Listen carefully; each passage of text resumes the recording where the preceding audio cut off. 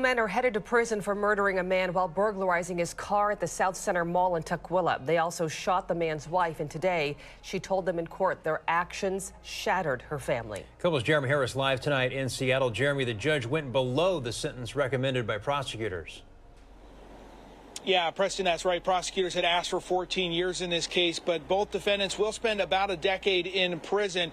Today in court, prosecutors showed texts claiming the defendants bragged about this after the murder and posted videos of themselves with guns. Today, the victim's widow said that a trip to the mall destroyed her future with her husband.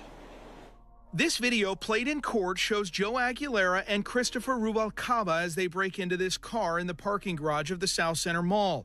During the burglary, Chris and Mary Weslowicz approach their car and the lights flash, prompting the suspects to jump back in their car, and that's when Chris Weslowicz jumps on their hood. The suspects shoot through the windshield, killing Weslowicz and shooting his wife in the hand. In that horrific moment, I lost not only my husband, but my best friend and my high school sweetheart. The life we had built together and the future we had planned were cruelly ripped away. In court, Aguilera and Ruvalcaba accepted responsibility for the shooting. There's nothing that I could do or say that will change the situation that's happened. And, I just want to say I'm sorry. But prosecutors said the pair did not show remorse until they were caught and showed videos of Aguilera with a gun after the shooting. They knew it was wrong. In fact, they wanted people to know about it. They bragged about it. They repeatedly posted images themselves with guns, thumbing their noses at the police. But Judge Andrea Darvas went below what prosecutors recommended for a sentence, citing the age of the defendants, who were 17 and 20 at the time of the November 2022 shooting. 10.25 years is really not much in exchange for the taking of a life. So there you have it, folks.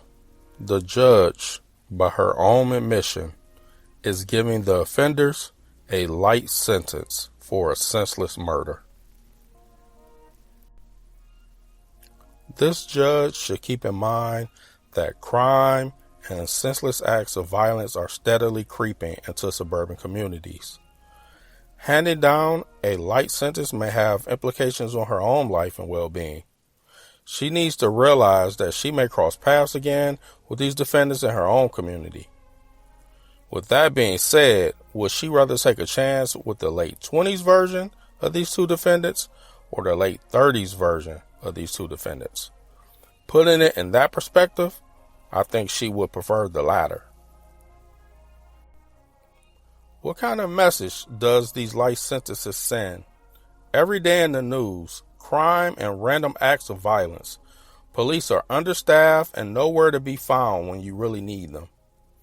This poor man, at the end of an evening out with his wife, encounters car burglars and takes action to try and protect himself and his wife, and ends up dead after getting shot 4 times.